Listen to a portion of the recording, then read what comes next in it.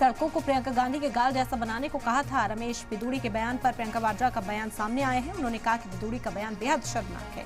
पिछले दिनों एक कार्यक्रम में बीजेपी नेता रमेश बिदूड़ी ने प्रियंका गांधी की गलत तरह से जबान का इस्तेमाल किया था, उनके गालों का मुवाजना किया था और उसी को लेकर हंगामा भी देखने को मिला था।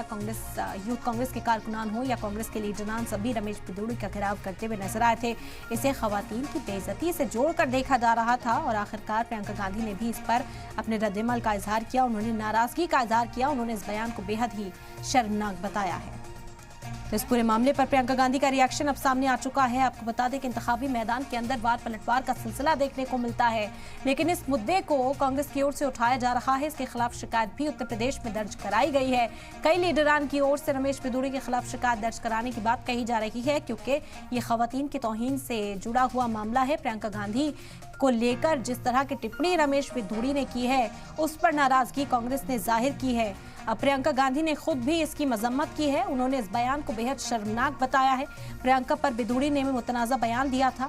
सड़कों को प्रियंका गांधी के गाल जैसा बनाने को कहा था रमेश बिदूड़ी ने, वो भी मंच से चुनावी तशहीर कर रहे थे, लोगों को अपनी ओर राग़िब कर रहे थे और ऐसा एग्जाम्पल, ऐसी नज़ीर उन्होंने पेश की जिसकी मजम्मत हर तरफ हो रही है। इससे पहले भी रमेश बिदूड़ी अपने बयानों को लेकर चर्चा में अक्सर बने रहते थे और एक बार फिर से अब उन्होंने मजम्मत ही हासिल की है इस बयान से। प्रियंका गांधी ने भी इस पर अफसोस का इजहार किया, गुस्से का इजहार किया और इसे शर्मनाक बताया।